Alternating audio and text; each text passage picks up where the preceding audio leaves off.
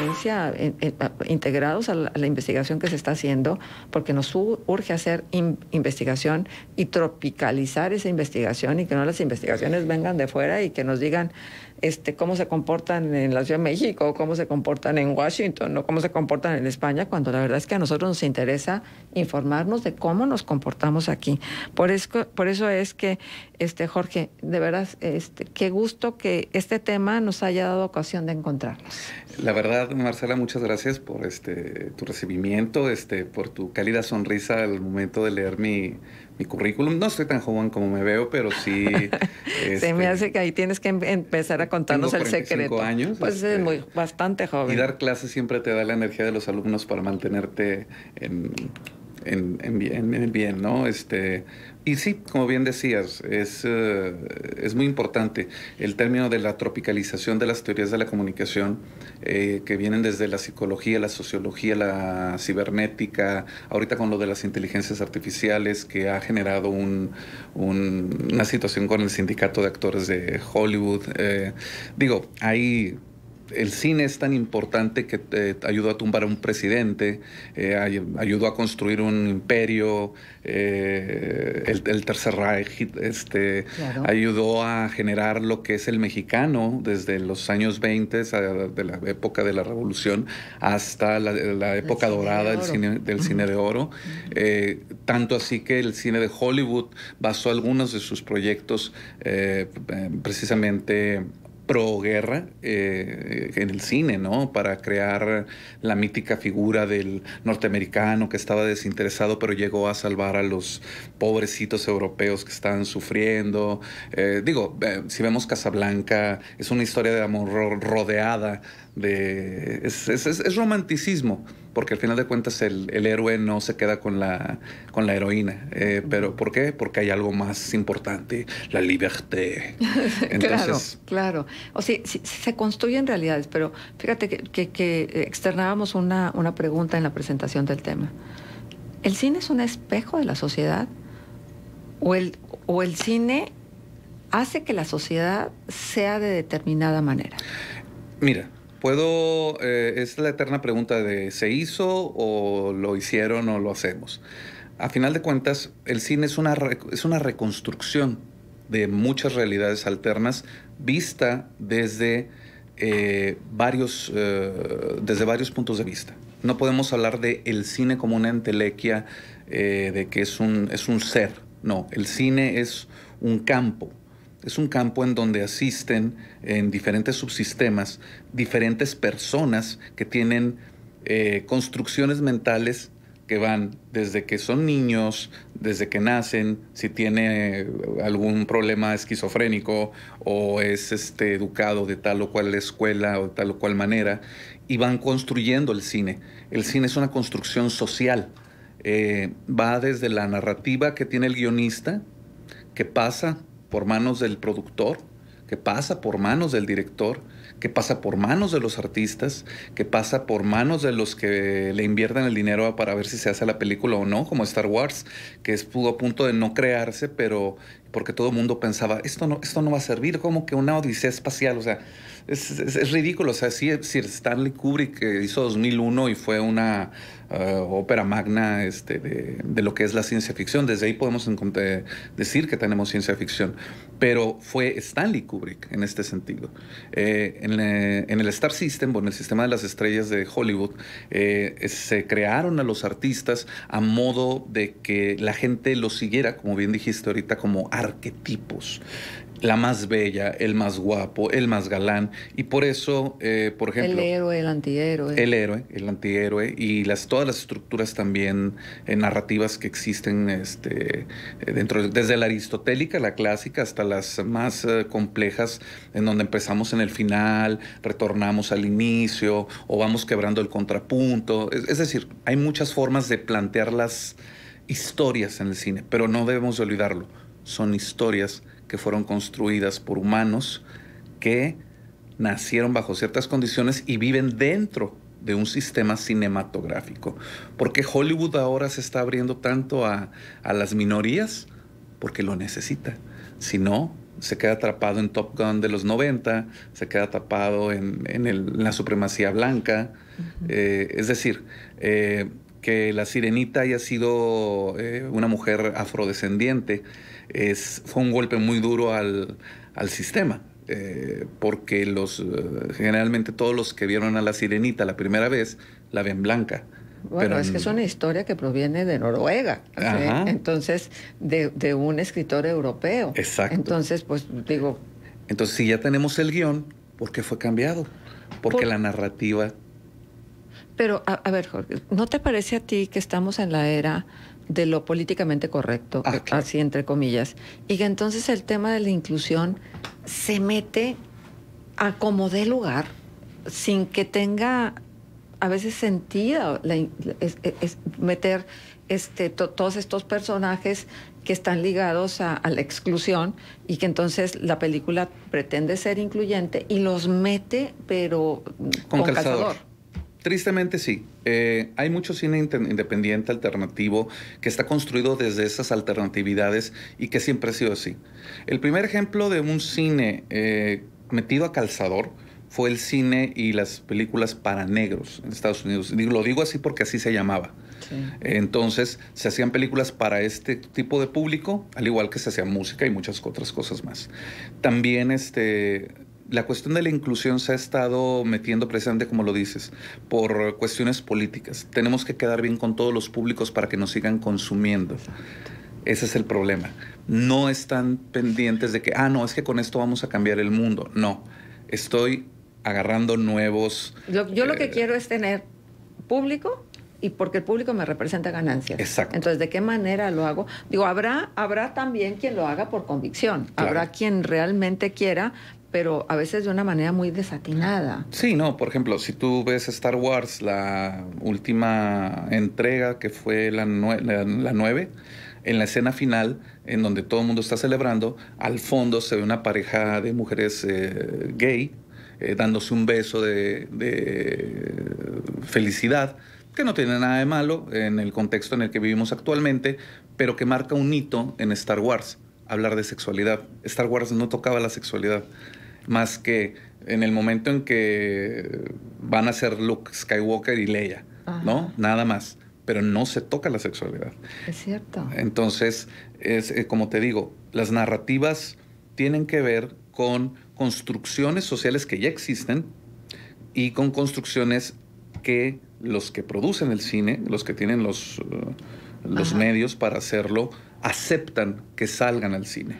Los conspiracionistas dicen que hay una serie de temas que tienen que ver con el posicionamiento de ciertas ideas y ciertas estructuras de pensamiento que facilitan el orden, el nuevo orden mundial, ¿no? Y uno de estos temas es el mensaje incluyente dentro de las películas. No, sí, claro. No hay... Digamos que a veces los conspiracionistas también juegan del lado, sin darse cuenta, del lado del conspirador, porque le dan validez. Y precisamente Maussan, ahorita que decías, digo, que está saltando de felicidad. Sí, claro, porque necesita distraer a Estados Unidos, a la gente, de que Rusia, China le están ganando el mercado económico. Entonces, ¿qué haces? Aceptas algo que la gente siempre quiso saber. Y aunque sea verdad o no, si es un mensaje estructurado con una finalidad. Por supuesto, es la acción comunicativa de Habermas. Todos los mensajes tienen una intencionalidad. No hay no mensaje. Todo tiene valor de signo. Es decir, bueno, eso no es mío, es de un autor, ahorita no recuerdo el nombre.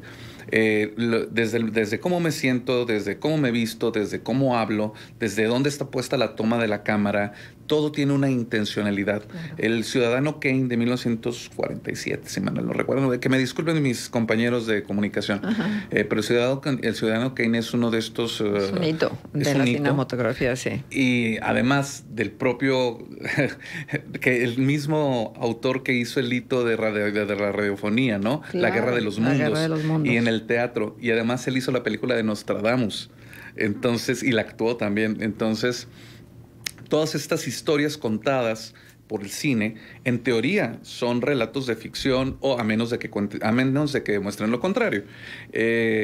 Y precisamente las narrativas actuales están tratando de crear un mundo menos violento y más accesible para las minorías que han sido sistemáticamente apartadas, ¿no? Y no solo hablo de la comunidad LGBTTIH más, no me acuerdo en qué letra se quedó, Q más, etcétera.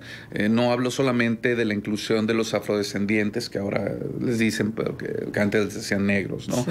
No hablo solamente de eso, hablo también de los indígenas, de las mujeres, de los ancianos, de las personas con discapacidad. Es decir, el cine se ha convertido en una ventana, y siempre lo ha sido, para mostrarnos diferentes realidades, o la realidad que alguien quiere mostrarnos. En el caso, por ejemplo, de Adolfo Hitler, él utilizó a Joseph Goebbels. Joseph Goebbels fue el primer ministro de medios de comunicación. Sí. Porque los medios de comunicación son una institución social, como lo es la iglesia, como es la familia. Entonces, él dictó 9 o 10 reglas que ciertos partidos políticos reutilizan en sus campañas políticas. Y esas reglas eran precisamente, bueno, una mentira dicha 1000 veces se convierte en verdad. Y construyeron toda una identidad germánica, aria, supremacista, a partir de todos los medios de comunicación. Él fue el primero en utilizar todos. Cine, radio, ya tenían televisión en Alemania en 1935, propaganda escrita, propaganda de dibujos, todo. Diarios, prensa, panfletos. Sí, entonces, sí, se puede construir, se puede ayudar a construir el pensamiento de una sociedad a partir de esto, sí. Que lo aceptemos, ese es otro cantar. Pero hasta hoy, ¿lo hemos aceptado? Es que ese es el problema. El otro día hasta saqué un blog de Jorge Sadi, el viejo gruñón. El gruñón de la laguna le puse. Para decirles de lo de Barbie. Porque mucha gente, ay, voy a llevar a mi niñita y que no sé qué, que jijiji, jaja. Le dije, a ver. Tus constructos, tu imaginario de lo que es Barbie es tuyo. Y es de tu edad, y es de tu época. Barbie representa una época. No representa la época de tu hija. Tu hija, que tiene 7, 8 años, por eso hay clasificaciones en las películas. Tiene clasificación B, es para adolescentes y adultos, no para niños.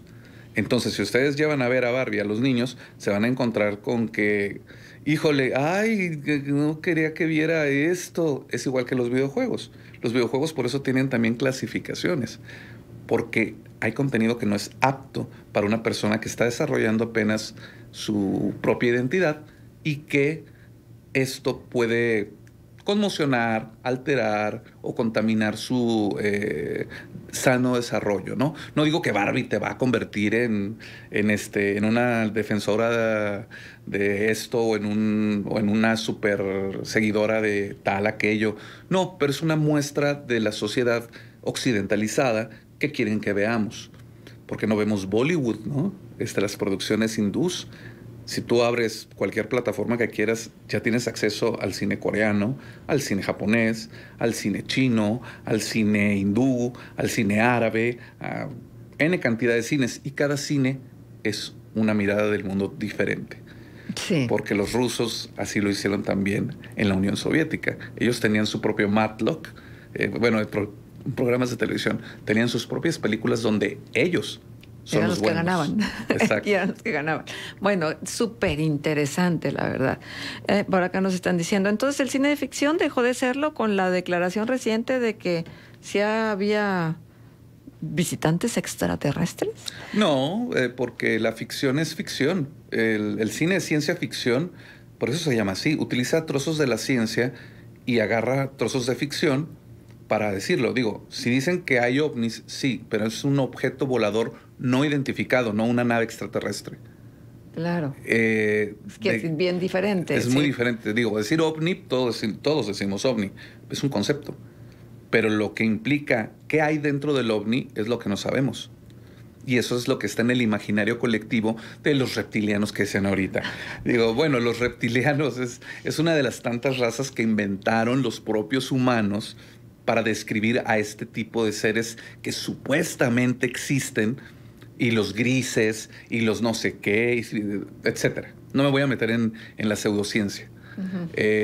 Pero sí te voy a hablar de que hay muchas narrativas de lo que significa el del abrir, el de que Estados Unidos, la nación entre comillas más poderosa del mundo, digo, le están quitando los granos, el granero del mundo se está cerrando y ellos están cayendo en economía. Ellos nos están presentando esto a un modo de distractor para que la gente piense en otra cosa y no en la recesión que se viene. Claro. Déjame hacer una pausa comercial, claro que Jorge. Sí. Digo, piénsenlo, o sea, cómo ha influido el cine en sus propias vidas. Deje usted en la vida de una masa amorfa, sino en la vida de ustedes. Porque nos hemos hecho construcciones del romanticismo, nos hemos hecho construcciones de la libertad, nos hemos hecho construcciones de un montón de conceptos profundos, humanos, a partir de la influencia del cine. Eso es real. Son las 9 de la mañana con 28 minutos. Vamos a hacer una pausa comercial, regresamos enseguida. Contextos.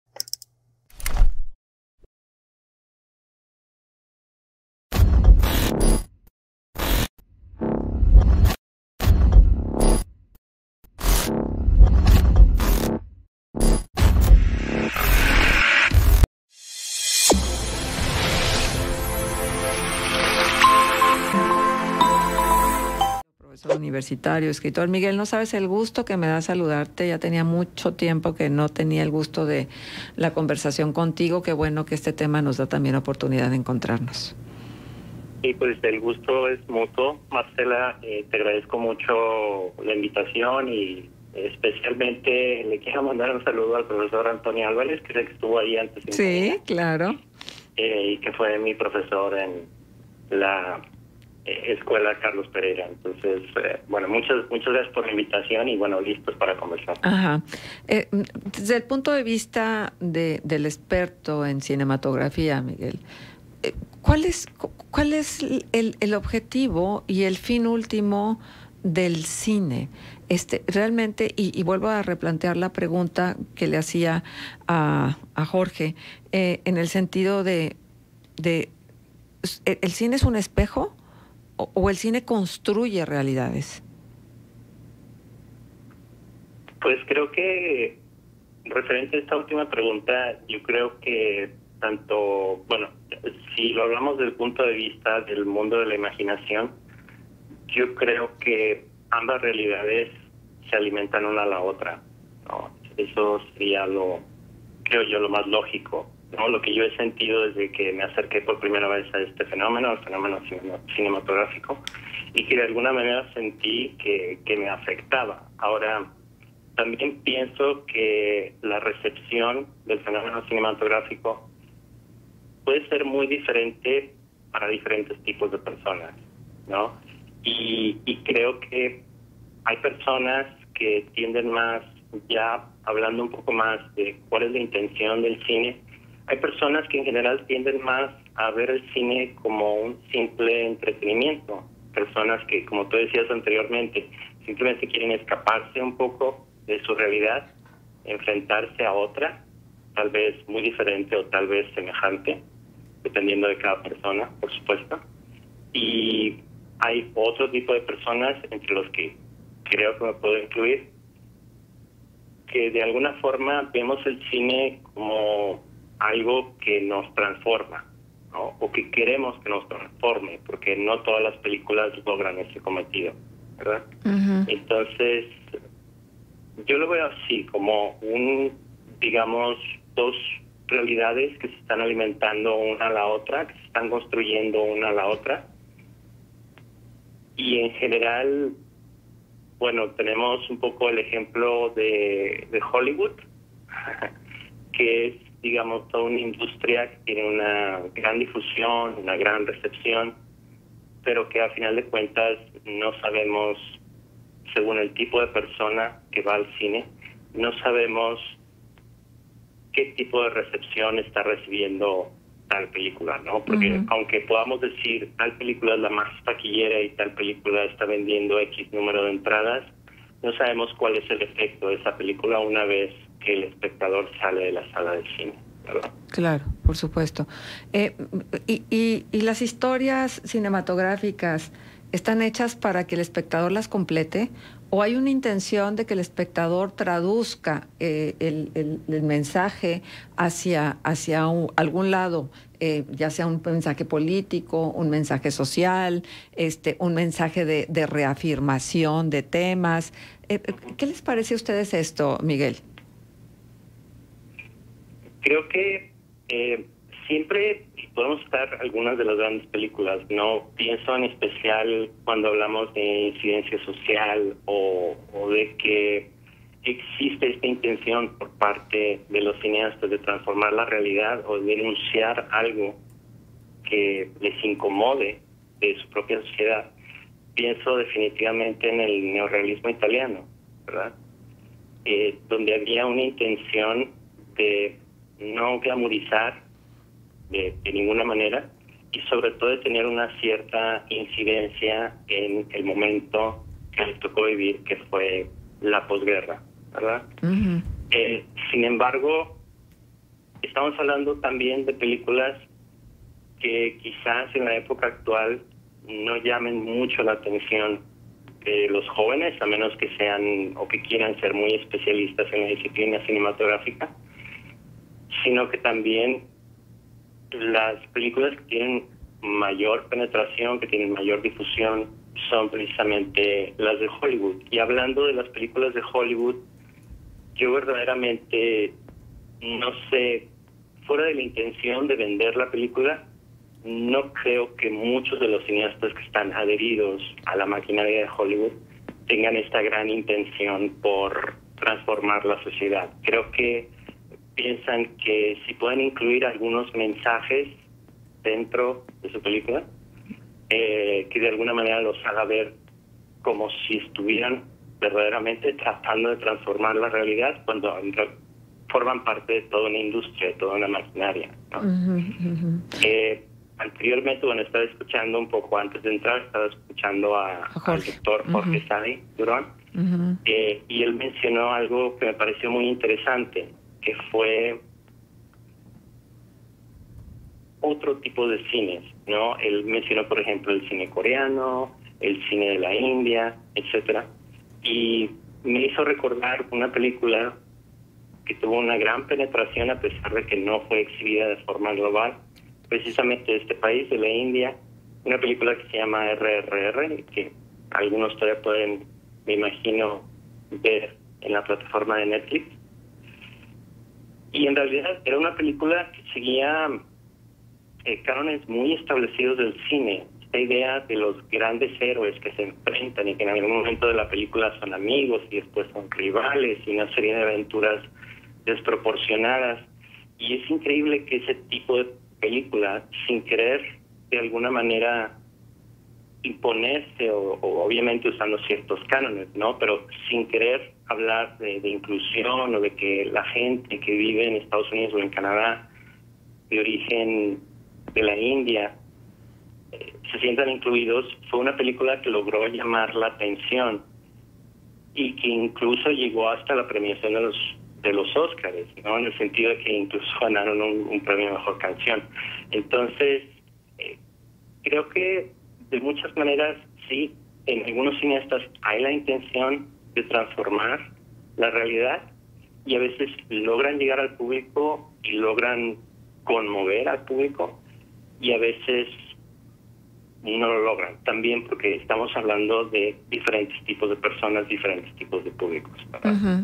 Claro, por supuesto. Bueno, déjenme hacer una pausa comercial para que no nos vaya a cortar el sistema y regresamos con ustedes para seguir conversando precisamente sobre el cine desde el punto de vista de fenómeno sociológico, pero también en lo que tiene que ver con estas concepciones que luego tenemos. Y es que alguien me decía, haz de cuenta que cuando yo voy a ver alguna película, sobre todo de alto contenido político y sociológico, siento que hay un titiritero que está jalando de mis cuerdas y que está decidiendo a dónde me mueva. ¿Realmente el cine es capaz de hacer eso? ¿O cómo nos defendemos de los mensajes que quieren transfigurar y cambiar tu modo de ver las cosas? Bueno, de esto platicamos cuando regresemos. Vamos a la pausa. Contextos. El programa líder en la radio.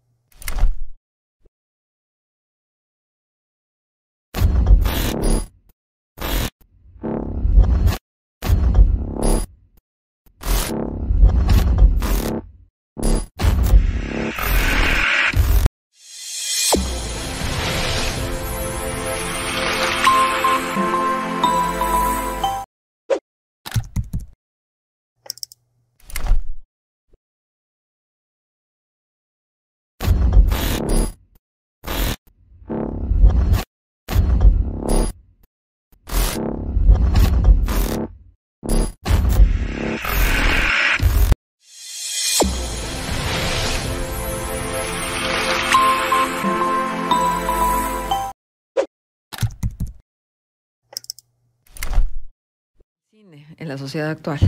¿Qué está construyendo? Y cómo lo estamos recibiendo las personas. Bueno, esta figura que yo les comentaba a nuestros invitados de primerísimo orden, por supuesto, que valoramos mucho que nos hagan el favor de acompañarnos y de estar, porque sin duda alguna son autoridades en la materia, el doctor Jorge Sadi Durón y el maestro Miguel Báez Durán. Esta concepción de que hay un gran titiritero jalando los hilos de cada uno de nosotros para que nos movamos en tal o cual dirección, para que aceptemos o rechacemos, para que incluyamos o excluyamos, para que estemos de acuerdo o estemos en una situación disonante. Esto es así. O sea, los grandes dueños del mundo, que seguramente son los grandes dueños de los estudios cinematográficos, ¿traen esa intención de manipularnos, Jorge? Mira, sin duda hay una persona que quiere contar una historia, ¿no? Entonces tiene que pasar por una industria que tiene que aceptarle su historia y hace cambios en su historia a conveniencia de sus intereses en particular. No podemos olvidar que en México se enlataron miles de películas que estaban en contra del sistema cuando no se podía hablar del caudillo, una de ellas, ¿no? Exactamente. Igual en los Estados Unidos pasó películas que no podían pasar la censura. Entonces, no es que sea un puppet master, ¿no? Un titiritero maestro. Es un sistema completo. Es un sistema que te dice cuáles son los pensamientos adecuados y cuáles no son los pensamientos adecuados a razón de las necesidades del American Way of Life, por ejemplo. Pero, por ejemplo, apelando a esto, dijeron, bueno, tenemos muchos mexicanos, vamos a hacer una película para mexicanos, Coco. Apelando a los sentimientos, a las tradiciones, a la cultura mexicana, y se apropiaron de nuestra cultura para vendérnosla. En James Bond, el héroe... El desfile de muertos, ¿no? Nosotros no teníamos desfile. No existe un desfile de muertos en la Ciudad de México. Ahora ya existe un desfile de muertos. ¿En serio no nos afectó la película? Claro que nos afectó. Todos los que hemos visto películas de romanticismo, y véanse las comedias románticas, todas las mujeres están esperando a el hombre que lo puedes cambiar, o los hombres quieren aprender cómo seducir a las mujeres a través de personajes arquetípicos que les dan la receta del enamoramiento, y al final se dan cuenta que no, que el amor es compartido y se convierten en buenos. Entonces, el cine es una propuesta. Y hay varios sistemas que te permiten presentarla o no. Pero una propuesta que se repite en muchos mensajes de diferentes formas, ¿no? Y entonces ahí ves como que hay una intencionalidad. ¿O tú qué piensas, Miguel, de esto? Bueno, sí, definitivamente hay un condicionamiento, ¿no? Podríamos hablar de un condicionamiento cuando se repiten cierto tipo de historias. Por ejemplo, creo que actualmente, bueno, ya hay personas que lo han analizado mucho mejor que yo. Yo de alguna manera no me he querido acercar al fenómeno porque creo que es un fenómeno ya muy gastado, el fenómeno de las películas de superhéroes. Y creo que ya algunos están empezando a ver en las películas de superhéroes ya una cierta decadencia, un cierto hartazgo, una necesidad de que de alguna manera este tipo de películas se renueven, ¿sí? Y quizás por eso el fenómeno de RRR en Estados Unidos y en otros países del mundo occidental, como esa necesidad de ver algo diferente. Creo que sí, definitivamente hay una especie de condicionamiento, y por supuesto que detrás de eso puede estar la intención de un cineasta o, como mencionaba antes Jorge, todo un sistema, ¿no? Que aquí en México puede ser el sistema hollywoodense, porque digamos que son nuestros vecinos y ese tipo de películas son las que tienen mayor difusión, incluso por encima de nuestras propias películas, de las películas nacionales.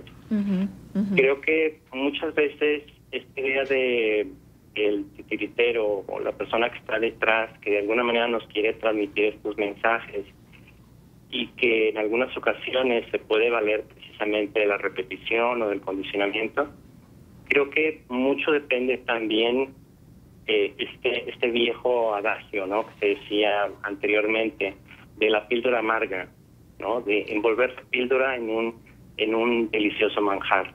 Entonces, esta es un poco la idea de que sí, el mensaje, el cine comprometido, el que busca transformar la sociedad, puede hacerlo, pero lo preferente es precisamente que siga ese viejo adagio, ¿no? Esta idea de, bueno, vamos a presentárselo al público como un delicioso manjar. Y ahí es donde ya entran otros valores que quizás serían los valores de la estética, ¿no? Lo que cada quien puede considerar lo estético. Pero hay una agenda en este momento en relación al mensaje cinematográfico. O sea, ¿qué nos están diciendo las películas de los últimos 5 años? O las películas pospandemia. ¿Qué modo de vida están tratando como de vendernos como ideal? Bueno, es una pregunta muy compleja. Es una pregunta muy compleja que requiere, incluso yo creo que una tesis, pero podríamos ver en los mensajes pospandémicos, primero, la imperiosa necesidad del cine, porque con el cine se sostuvo el mundo. Estuvo viendo el cine desde su casa. Nos necesitan, ese es el primer mensaje. Otro mensaje es, nos necesitamos entre nosotros. Así que ya no discrimines a A, a B, a C, a D. ¿Por qué? Porque humanamente, pues eso es lo correcto. Otros mensajes son, nosotros tenemos la razón. Por eso te decimos a quién no excluyas y a quién sí excluyas. La película de Parásitos fue una maravilla. O sea, un cine, no me acuerdo si es coreano. Sí, coreano. Sí, es coreano la película. Maravillosa, o sea, que te enseña precisamente el lado opuesto de lo que es el ser humano bueno, ¿no? Los valores de bondad y maldad ya están en tonos grises, de múltiples facetas.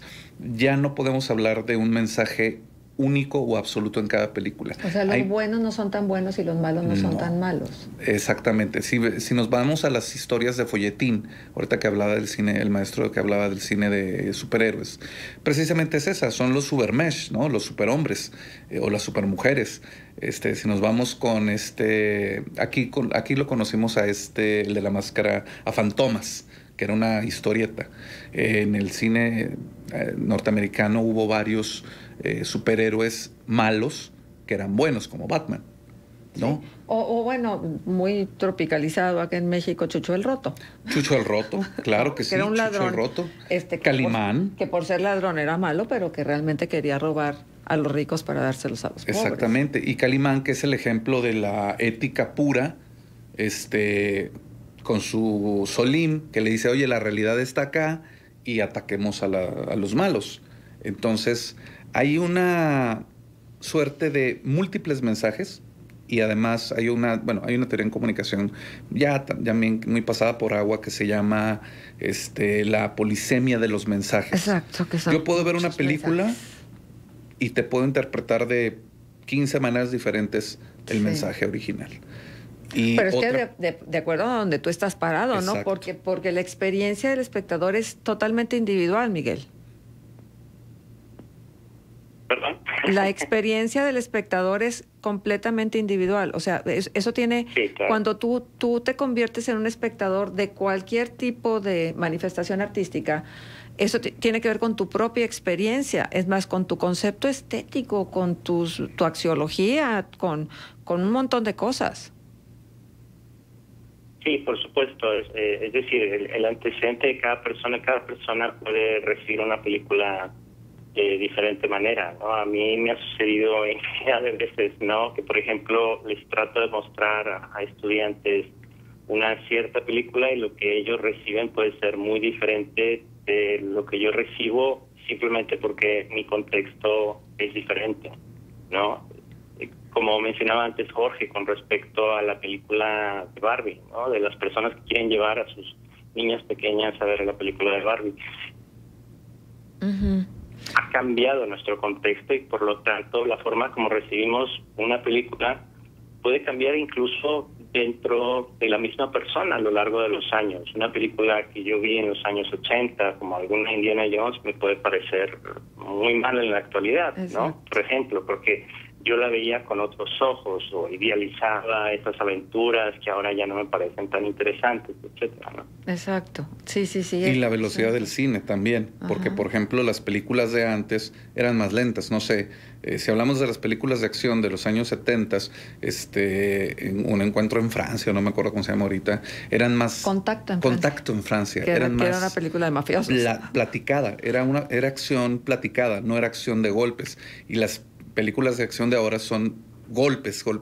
Sí, fíjate que me llama mucho la atención porque la gente que ha ido a ver Oppenheimer, lo que ha dicho, cuando son jóvenes, es que es mucho diálogo. O sea, los chavos ya no quieren escuchar, quieren ver. Y las experiencias sensoriales que nosotros pudimos haber tenido en función de alguna película que vimos, es muy diferente a la que ellos están buscando ahora, Miguel. Sí, definitivamente. Es decir, a mí, por ejemplo, un grupo de estudiantes de comunicación se me acercó y me dijo, profe, tienes que ver esta película de la que todo el mundo está hablando, que es esta película de Todo en todas partes. Es un título un poco largo, no lo recuerdo muy bien, pero fue la película que ganó este año el mayor premio del Oscar, el Oscar a Mejor Película. Y que ganó a la Mejor Actriz. Sí, exactamente. Ajá, Michelle Yeoh. Y lo que a mí me sucede con esa película es que sí me puede divertir durante media hora, una hora quizás, pero ya después de una hora no la aguanto. Es decir, mi sensibilidad no me permite digerir todo lo que está mostrando esta película, que a lo mejor una persona más joven sí puede disfrutarlo y sí puede digerirlo, ¿no? Sí, pero además porque creo que llega una edad en la vida de los seres humanos donde somos más selectivos sobre qué tipo de experiencia queremos vivir cuando estamos frente al cine. O sea, cuando eres muy joven, las películas de miedo son un atractivo muy particular, ¿no? Porque además es como una metáfora de miedo a la vida que empiezas a vivir y que no sabes cómo va a ser, ¿no? Y ahora yo encuentro que mucha gente lo que quiere es algo que la distraiga, pero que no la perturbe. Porque ya tenemos suficiente ruido en lo cotidiano como para ir a meterte al cine a que te llenen la cabeza de cosas que no es necesario. Sí, o buscan películas que sean vendetta, ¿no? O sea, que sean una venganza en contra del sistema por el cual son oprimidas. Digo, V de Vendetta, estaba pensando precisamente, es este héroe de folletín que va en contra del gran sistema y al final destruye a todos los que le hicieron daño, ¿no? Estaba pensando también ahorita que estaban hablando de las películas de Todo en Todas Partes al Mismo Tiempo, que son películas muy abstractas, son películas pesadas, pero también piensa uno en La La Land, ¿no? Y dices, ¿cómo puede ser posible, por ejemplo, que la historia A y la historia B compitan y gane bueno, no me acuerdo, ganó una que era políticamente correcta, que dijeron, no, siempre no, Moonlight. Sí. Exacto. ¿Por qué? Porque era lo que necesitaba que ganara en ese momento. No La La Land, porque La La Land es el cine de los 50 de Estados Unidos idealizado, como bien decía el maestro. Entonces, que nos controlen, no, la teoría de la aguja, hipodérmica ya pasó hace muchos años. El cine no nos controla, nosotros debemos controlar el cine. Pero entre el deber y hacer hay una distancia. Digo, es que para eso también necesitas un pensamiento crítico y maduro, exacto, ¿no? El problema es de que los que van a ver las películas, ¿cuál es el criterio que tienen? Por ejemplo, platicando fuera de cámaras, fuera de micrófonos, decíamos, bueno, es que hay varias hermenéuticas en el ser humano. Yo tengo mis lentes de hombre, de tal educación, de tal formación social, de tal psicología, etcétera, etcétera. Y todos son como lentes, capa, ¿no? Capa sobre capa. Entonces, si una película rompe una de mis capas, bueno, ok, te la aguanto, pero si de repente me nula todas mis capas, no voy a aceptar el mensaje. Entonces, las películas de ahora están diseñadas con infinidad de capas, como las fotografías de Photoshop, para que cumplan con los requisitos de diferentes audiencias. Híjole, se pone tan buena la plática que quisiera que el tiempo no se acabara. Lo que pasa es que tenemos que atender también al auditorio que está por acá participando. Gracias, Jorge. Dice, pregunta, a criterio de los entrevistados, ¿cuáles son las 10 mejores películas desde los inicios del cine hasta hoy? Pues las famosas listas, ¿no, Miguel? Híjole. Jorge, esta gana de decir, bueno, ya voy a palomear porque ya vi todas las 10 mejores películas, ¿a criterio de quién? Sí, porque si vamos a mejores películas, bueno, yo empezaría con Nosferatu de 1920 y algo. Pondría el Blue Engel de 1932, la primera película sonorizada alemana. Pondría El Ciudadano Kane, por supuesto. Pondría Casablanca, digo, porque soy un romántico de naturaleza. Ajá. Pondría Scaramouche, porque me gusta la esgrima. Pondría... Híjole, es que es una lista inagotable. Pero eso es desde tu perspectiva. Exactamente. ¿Sí? ¿Y de la tuya, Miguel? El mío, bueno, sí, no 10 serían muchas, pero pues 5, 3, 4. En tres, únicamente 3 experiencias cinematográficas que puedo considerar transformadoras en diferentes etapas de mi vida. Pues quizás la primera fue Naranja Mecánica de Stanley Kubrick. Después diría más recientemente El Laberinto del Fauno de Guillermo del Toro. Y finalmente La Gran Belleza de Pablo Sorrentino. Uy, sí, La Gran Belleza. Bueno, oigan, es que tienen que prometerme que tenemos que volver a repetir la experiencia, porque la verdad es que a pocas veces hablamos de esto. Hablamos de las películas, sí, pero no hablamos de lo que hay detrás de las películas. Por ejemplo, León, el profesional, es una que yo recomiendo siempre. Porque si tú ves Lolita de Stanley Kubrick y ves León, el profesional, es lo mismo, pero con balazos. Sí. Entonces, ¿Y a ti te gustan los balazos? Claro, soy amante del cine de acción. Yo no. Pero es una visión muy romántica. Lolita. Bueno, sí, la de Kubrick, porque la otra sí está un poco más fuerte, la donde ya sale Jeremy Irons. Sí. Pero hay mucho de dónde cortar, hay mucha tela de dónde cortar. ¿Y del cine mexicano cuál es tu preferida, Miguel? Del cine mexicano, pues el problema es que tendría que mencionar al cine mexicano hecho por un español, que bueno, Luis Buñuel. Un español muy mexicano que es Luis Buñuel.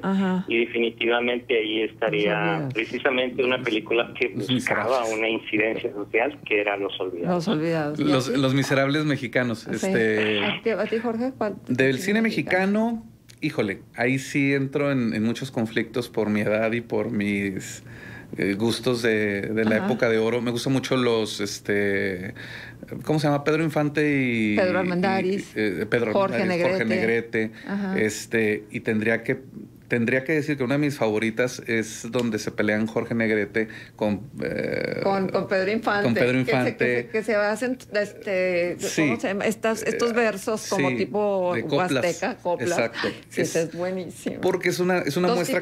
Dos tipos de cuidado. Es una muestra clásica del desarrollo de lo que querían que lo que se creía que éramos los mexicanos. Así es. ¿No? O ahí viene Martín Corona también. Los Tres García. Los Tres García. O sea, pero bueno, estamos hablando del cine de oro.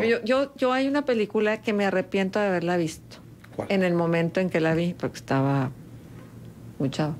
Esta película donde sale Gonzalo Vega, que es una película que cuenta la historia de una persona homosexual que se encuentran. ¿No te acuerdas, Miguel, cómo se llama esta película? Creí que ibas a decirla ante el cadáver de un líder.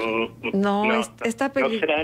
¿No será El Lugar Sin Límites? El Lugar Sin Límites. La novela de José Donoso. El Lugar Sin Límites. A mí esa película me dejó perturbada mucho tiempo, mucho tiempo, o sea, porque era un mundo sórdido. Sí, bueno, es usualmente lo que pasa con las películas de Arturo Rextein. Sí, exactamente, cuando el cine mexicano era oscuro.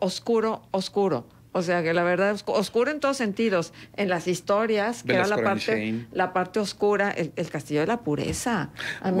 A mí, todavía me acuerdo y alzo los hombros porque me provocó también muchas cosas. ¿Hasta el viento tiene miedo? También, hasta el viento tiene miedo. Bueno, pues ya en el horror. En fin, bueno, compromiso entonces, volvernos a encontrar. Miguel, muchas gracias por tu presencia. No, De verdad, las gracias por parte mía y te agradezco mucho la invitación y claro que sí, ojalá se pueda repetir. Gracias. El maestro Miguel Báez Durán, cinéfilo, profesor universitario y escritor.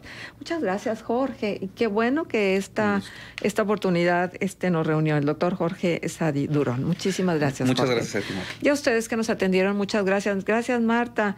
Gracias a la señora Licha por los conceptos. Gracias a las personas que nos desean lo mejor para el fin de semana. Almita, te mando un abrazo, un beso hasta Monterrey y a toda la gente que nos escuchó en esta ocasión. Gracias y hasta el próximo lunes. Q 91.1 FM.